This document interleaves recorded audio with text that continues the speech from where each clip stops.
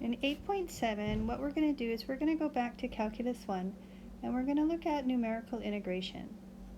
So numerical integration is actually the last resort when we're evaluating integrals, because that requires breaking up our integral into rectangles and summing up the areas of those rectangles. So again, this is from Calculus 1 using Riemann sums. And typically when we use this method, there's going to be error. So if we were to compute the error between our exact solution, which we'll call x, and c, which is our numerical solution, and that's just an approximation, then the error between our approximation and our actual is the difference, and then take the absolute value. So we can also compute relative error, which is typically a percent error, and that would be our absolute error divided by the absolute value of our actual integral. Okay, so it seems kind of silly. If you have the actual value of your integral, why do a numerical integration? Why do an approximation? Okay, and that's actually not the focus of this section. The focus is going to be at the end, but what I'd like to first do is I'd first like to review the midpoint rule, and then I'll introduce the trapezoid and Simpson's rule when approximating integrals.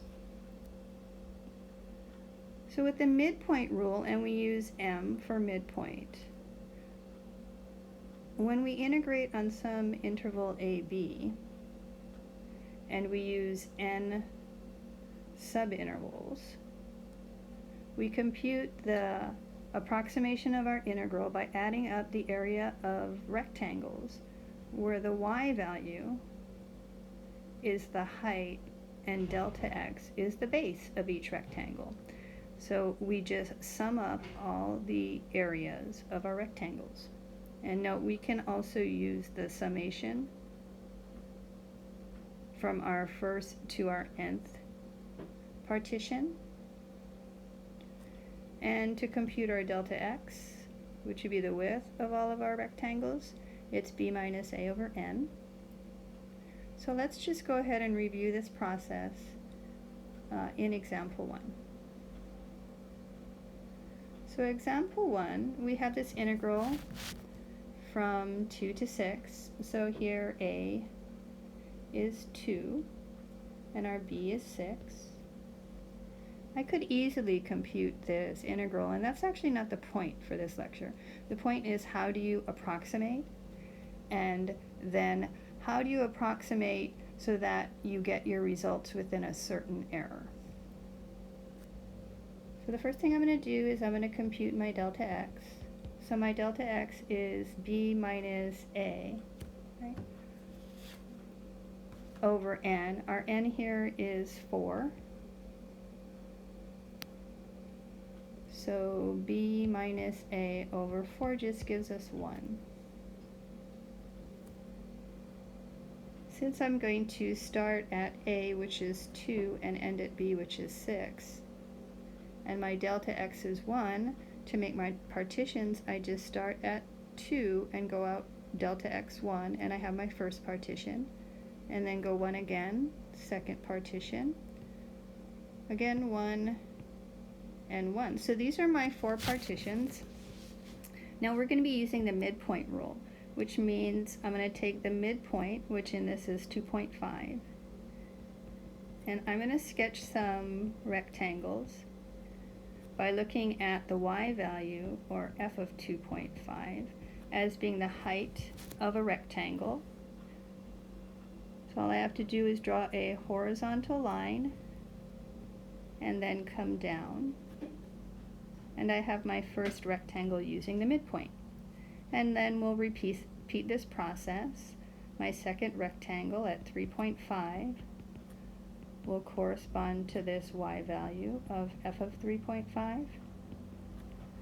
Draw myself a horizontal line, and I have my second rectangle. So at 4.5,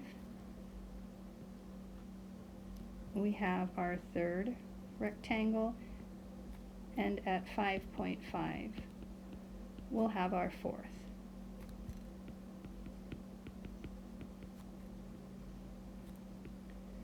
So to approximate the area between the curve and the x-axis, all I have to do is compute all these areas of each rectangle.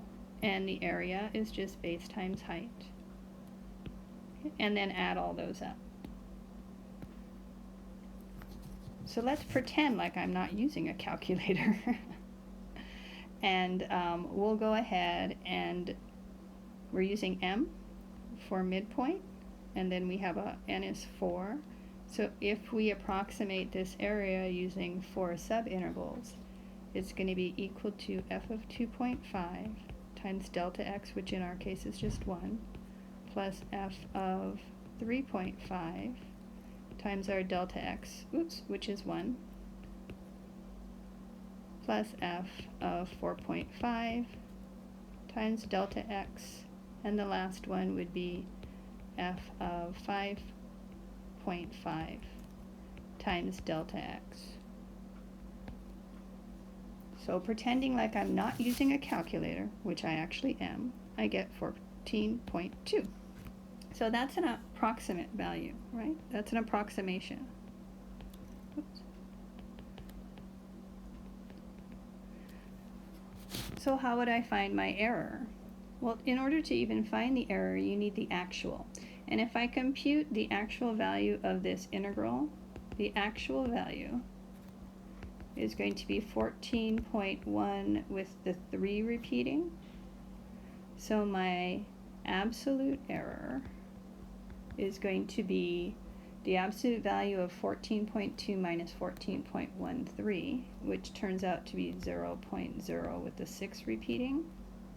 And the relative error, that's going to be approximately 0.005, which is approximately 0.5%. Okay, so if I wanted to figure out the value of this integral from 2 to 6, and I use midpoint, it would be pretty close, but there would be an error of about 0.5%. So let's go on to the next example. The next example is going to be using the trapezoid rule, and you might not have seen the trapezoid rule. So if you go into the ebook and you refer to figure 18.4, I believe it's on page 547, but the ebook and the hard book might have a different page number. Then you can see an illustration of the trapezoid rule. The trapezoid rule tends to be more accurate than midpoint, but not always. It depends on our integrand, and it depends on our limits of integration. So if you remember the area of a trapezoid, it's 1/2 times the height, and then you add the 2 bases, and you multiply that to the 1/2 times height, which is where this trapezoid formula comes from. You take 1/2 times your first y value, and then you add up all the intermediate y values, and then you add it to 1/2 times your last y value, your last height, and then you'll multiply all of this by your delta x. So we're going to be using the same integral, and that's just so that we can compare the accuracy given our integrand that we're using. So we still have 4 subintervals, which means our delta x is still going to be 1.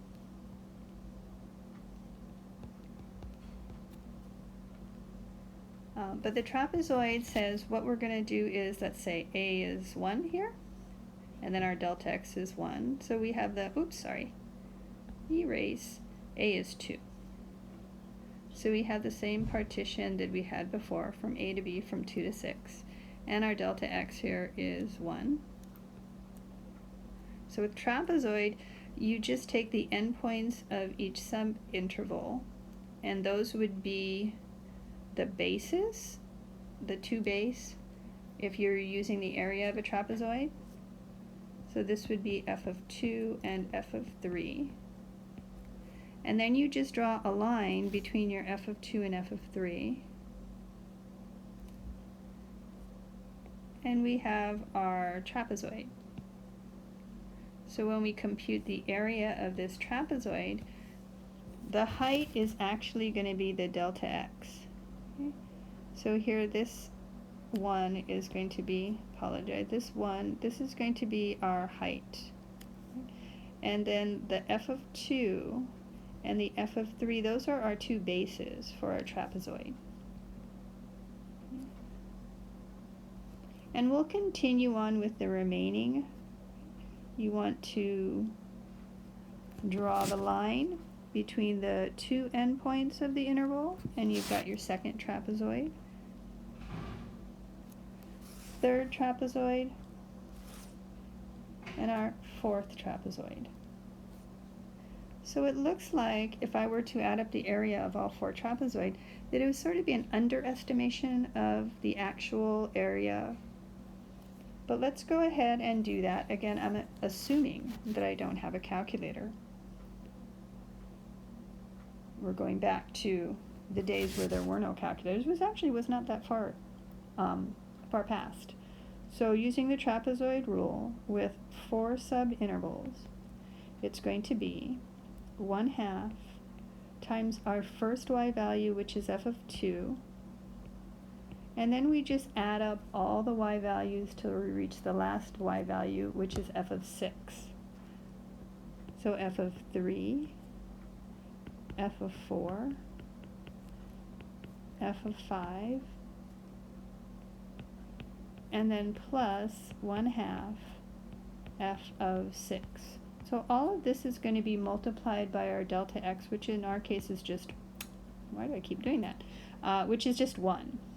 Okay, so again, this is f of 4, 5, and 6. When I do this computation, it's actually going to be 14. So notice my error, if I could spell error, is going to be 0.1 with the 3 repeating. So it's actually a larger error than using our midpoint rule. And that's because in our previous example, we had some of the rectangles had an overestimation, some of them had an underestimation, so it ended up actually being more accurate. But that's not always the case. Now our relative error is going to be approximately 0.009, which is approximately 0.9%. So again, higher error in this particular case using the trapezoid rule. So now we're going to move on to Simpson's rule. Simpson's rule is typically, if I can get this to be straight, Simpson's rule is typically the most accurate method to compute areas between a curve and the x-axis. Okay? So I'm just going to look at having n equal 1 to explain Simpson's rule. So what Simpson's rule says is if you have some partition, you're going to look at the halfway point. And then you're going to find the corresponding y value on your curve. So what you're going to do is you're going to take the starting point, in this case we're using A, the ending point, and the midpoint. From that you're going to connect that midpoint with a curve to the two endpoints. And what we've done is we've created this parabola that connects the endpoints. Now in the case that your curve is actually linear, it won't be a parabola shape, it will actually be a line when you connect the points. And this typically would be the most accurate method. Not always, but in most cases this would be the most accurate method to compute or to approximate an integral. So let's look up at Simpson's rule. So Simpson's rule for n intervals, subintervals, is going to be this pattern where you take the y value of the first point, add it to 4 times the y value at the second point, 2 times the y value of the third, 4 times the y value of the fourth, and here I apologize, I'm missing an f. This should be f of x to the third, typos. And so on with the pattern, you have to end up with 4 and then the value of your last endpoint of your subintervals. And then you're going to multiply all of these by your delta x divided by 3. And this pattern is there for degree of accuracy. Now, if you've already computed the trapezoid rule, you can get your Simpsons from trapezoid by using this formula. Typically we don't. Typically we use Simpsons rule directly, and we won't use trapezoid rule, but I believe some of your MyMath lab does require you to do trapezoid and Simpsons. So why don't we go ahead and use Simpsons rule. We're going to take that same integral that we've been using for the midpoint rule and for trapezoid rule. So n is still 4, delta x is still 1, sorry. So delta x over 3 is what we need for Simpson's rule, and that's going to be 1/3. Our integral will be approximately equal to s of 4. We're going to take all the endpoints, so it's going to be f of 2 plus 4 times f of 3 plus 2 times f of 4 plus 4 times f of 5 plus the last, which would be f of 6. All of that's going to be multiplied by 1/3. Okay, so what I did want to point something out to you. We always start out with the y value, 4, end up with 4, the last y value. And in order for this pattern to even exist, n has to be an even integer. So using Simpson's rule, you can only partition with an even number of subintervals. Now when we compute this, it's going to be equal to 14.13 repeating on the 3, which is our actual. So that means the error is 0. And the relative error as a percent is 0%. And the reason why there is no error is that when you look back at the integrand, our integrand is a parabola. And Simpson's rule tries to make little parabola shapes between the intervals. So it's an exact in this particular case. So this has just been a review of different ways that you can approximate the value of an integral using numerical integration. Okay? But what I would like to look at is the whole point of this section. If you're computing an integral by hand and you're using numerical integration and you don't have a calculator, the question becomes, how many n's, how many subintervals do I need so that my approximation is accurate? Okay? And it depends. It depends on what you're using. Okay? If you're using the midpoint rule, then you have to find some k value that is greater than the second derivative for all x's in your interval. And here I'm going to add that this k can also be equal. Equal to the second derivative, absolute value of the second derivative. Once you've found that k, then if you're using midpoint, the error using the midpoint rule can be given by this inequality, okay? Because you have your b minus a. You have k, your delta x is just b minus a over n. So you just solve for n. Now if you're going to be using the trapezoid rule, then you're going to be using this error inequality to figure out how many subintervals n you need. Simpson's is a little bit trickier. Okay, again, it has to do with the degree of accuracy in our approximations. So with Simpson's rule, you actually need the fourth derivative in order to find your k. And similar to the previous, it's okay if k is equal to the absolute value of the fourth derivative. So the error for Simpson's rule is given by this inequality here at the bottom. So we're going to look at an example where we use the midpoint rule. And then we're going to look at an example where we use Simpson's rule. Okay? Midpoint and trapezoid are very close, so I'm just going to do one of those. In example 4, it says to find the minimum number of subintervals. So find the minimum number of subintervals, that's n.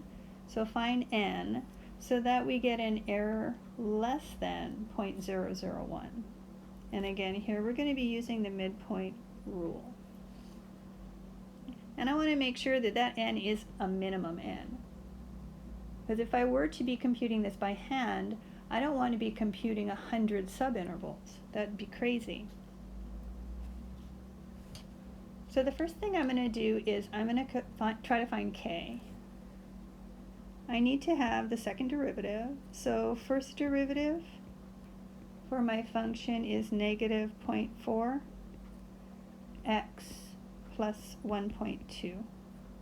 And my second derivative is just negative 0.4. So when I look at k, it has to be greater than the absolute value of negative 0.4, which is just equal to 0.4. And I'm actually going to choose this for my k, 0.4.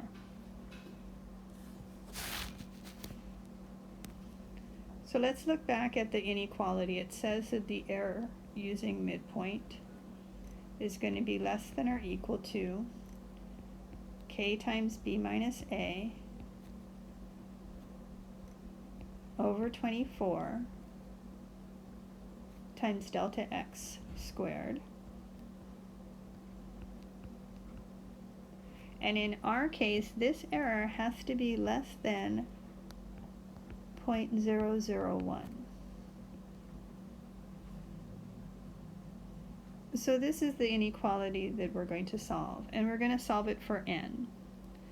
However, I have no n in this inequality, but remember our delta x is b minus a over n.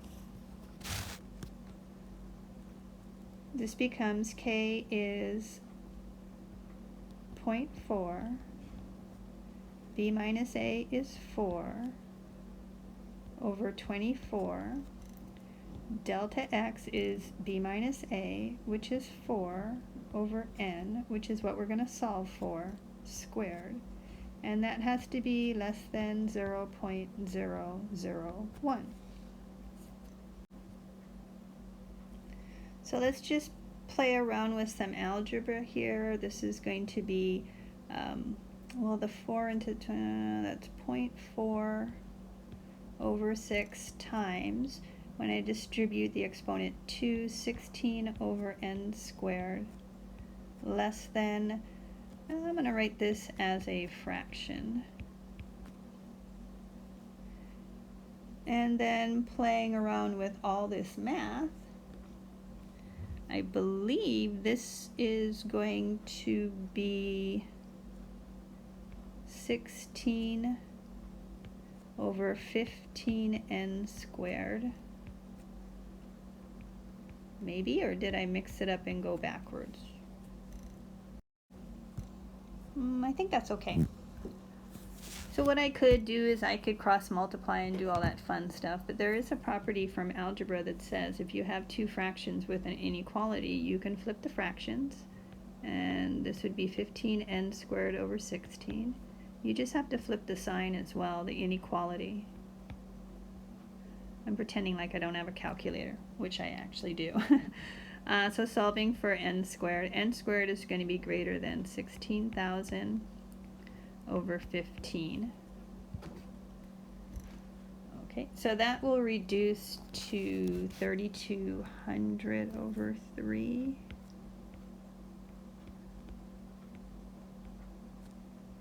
But I don't want n squared, I want n. So n has to be greater than the square root of 3,200 divided by 3 will end up being 1066.6 repeating. So my n has to be larger than this square root. Well, I know that this square root is actually smaller than, so this piece here is smaller than, now here I'm doing this because I'm pretending like I don't have a calculator, the square root of 1089, and that's equal to 33. Okay. So I know this square root is smaller than 33. So if I choose my n to equal 33, then when I do compute the integral by hand using 33 subintervals, my answer will be accurate within 0.001. Okay, so again, that's the big point of this whole section. How many subintervals do you need to have a certain degree of accuracy? So we're going to look at one last example.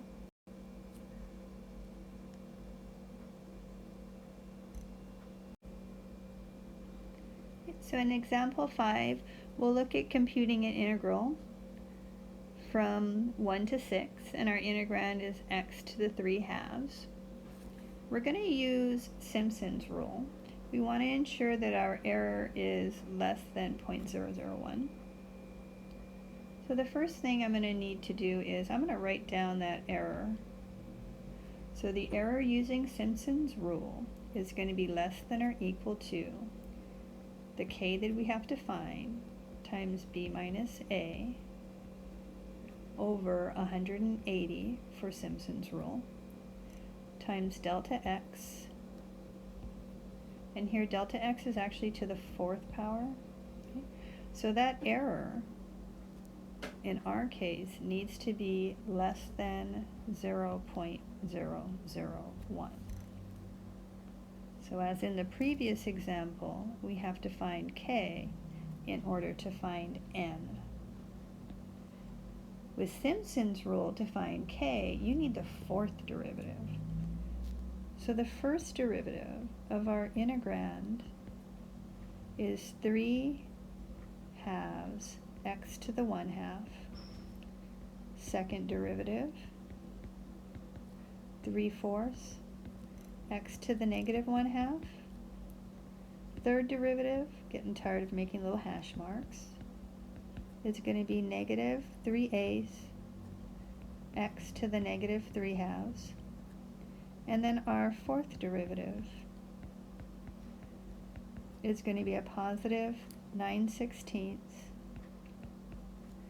x to the negative 5/2.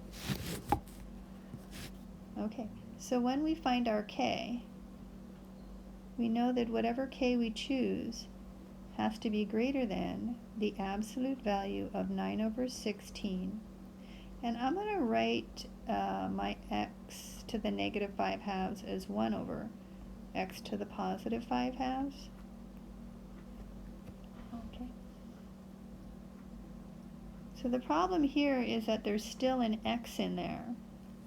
So what we have to do is choose a k so that it's larger than any x value in our interval from 1 to 6.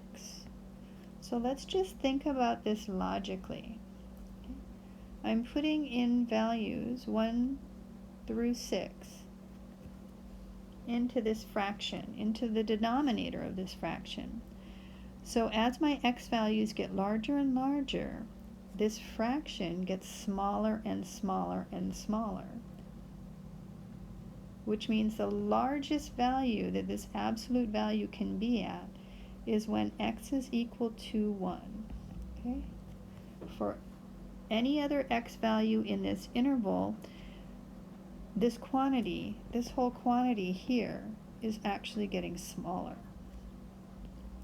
So when x is equal to 1, inside the absolute value, it's positive 9/16. I don't need the absolute values anymore. I'm going to choose that to be my k. So going back to our inequality, k is 9 over 16. b minus a is 6 minus 1, so that's times 5, over 180. My delta x is going to be 5 over n, and that's raised to the 4th power. All of that has to be less than 0.001. Okay.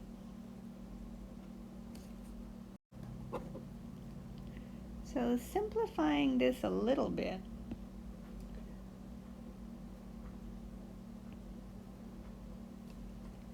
so 180 divided by 5 is 36. Okay? So this is going to be 9 divided by 16 all divided by 36 times 5 to the 4th n to the 4th less than 0.001. And at this point I feel like I should just use a calculator to compute that value. Okay, so I'm thinking that this is going to be 625 over 64 times n to the 4th less than, and I'll write this as a fraction as I did before. And then flipping, I get 64 n to the 4th over 625 is greater than 1000 over 1. Multiplying both sides by the reciprocal 625 over 64, I have 625,000 over 64. And then I need to take the 4th root of all of that. So I actually did a bunch of this by hand, sort of. I'll pretend like I did it by hand. But at some point, I need to estimate what that is. And without a calculator, it's very tedious and time-consuming. So if we just plug this into a calculator, this is going to be approximately 9.94. So remember, I'm using Simpson's rule, which means my n has to be even. It just turns out that when I round up, I get n is equal to 10, which luckily is even. But let's just say that you had something like n is equal to 9. Then you would have to round it up to 10. You couldn't choose 9. So we're going to choose n equal to 10. And if we were to compute this integral by hand using our numerical method, and we use 10 subintervals, then our approximation will be accurate within 0.001. Okay, so that's it for this section.